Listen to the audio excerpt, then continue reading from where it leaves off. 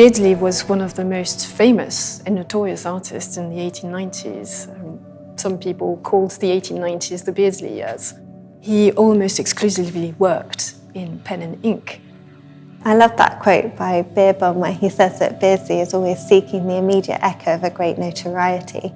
By that I mean that Beardsley is always seeking fame, both positive for his drawings, but also perhaps the scandalous and the shocking, and the duality between those two. He was diagnosed with tuberculosis when he was 7. He died when he was only 25. Interestingly, I think his disease was a driving force at the same time. I love how Simmons said, he had the fatal speed of those who are to die young and that absorption of a lifetime in an hour. It's amazing to think that he did 1,000 drawings in such a short time. I think you really get a sense of how he's constantly drawing and producing new work. And there was this first major commission to do Le Morte d'Arthur, and he worked on this for 2 years. It's at that point that he can stop working as a clerk, finally, and dedicate himself to his drawings. Although we've brought together all these original drawings, most people wouldn't have known them at all, and actually it would have been the prints that would have been. Yes, that's the paradox. He was known for the prints, and the drawings are so much more beautiful. I mean, they have this depth. You can see the quality of the ink. You have this outstanding beauty.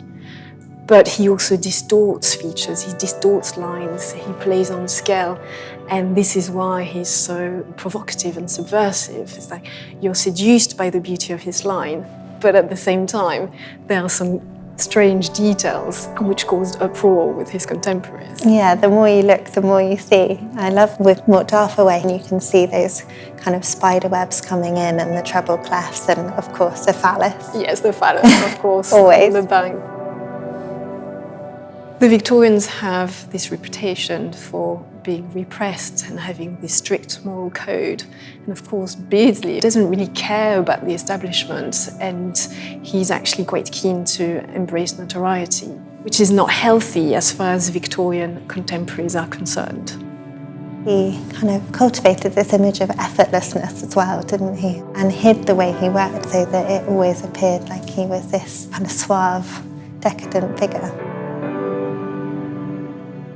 One of the key works that Beardsley did he was the art editor of the Yellow Book. This was this new art and literature magazine, and it was known for its audacity. The yellow cover in itself was deliberately provocative. It was a really fashionable colour, but it also was the cover that French novels, French erotic novels, yes, had as their wrappers. So it would have immediately signified to people that this was something that was going to be shocking.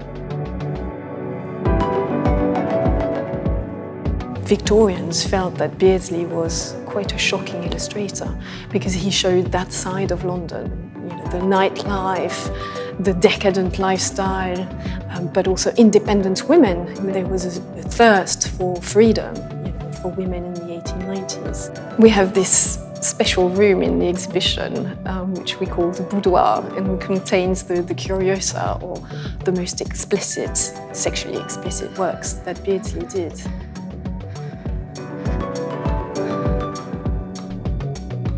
Beardsley was notorious for his Salome illustrations, which shocked many of his contemporaries. It's interesting to think that Beardsley was illustrating Wilde's really famous play, but it was actually Beardsley's illustrations that cut through and really almost stole the show.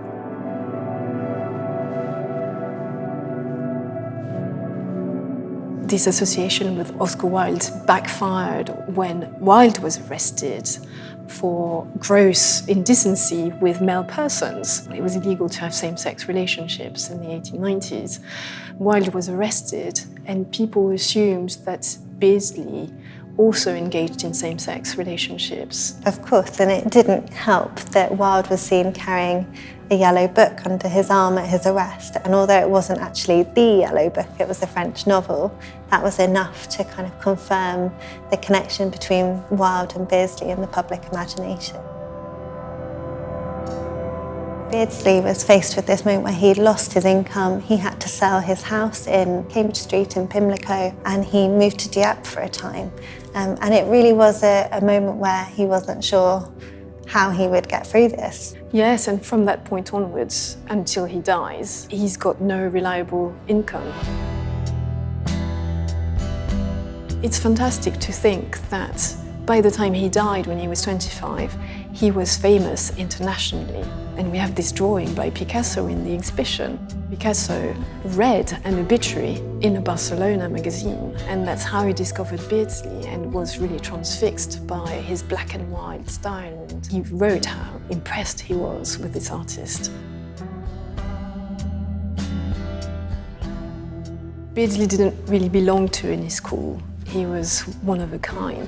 I think he often gets kind of belittled as almost this kind of schoolboy humour, and he does have a humour and he's interested in all types of sexuality, but he's incredibly knowledgeable.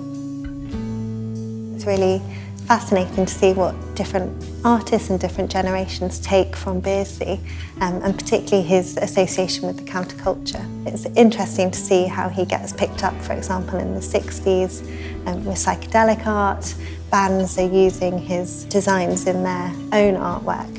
And beyond his art, I think there was this live hard, die young, quality to his life and to the legend that was created in the 1890s. In many ways, there's a timelessness to his drawings because they are so distinct. Beardsley could be a contemporary artist. He has this ability to still talk to people, this boldness about his work that still appeals to people and will continue for generations on end.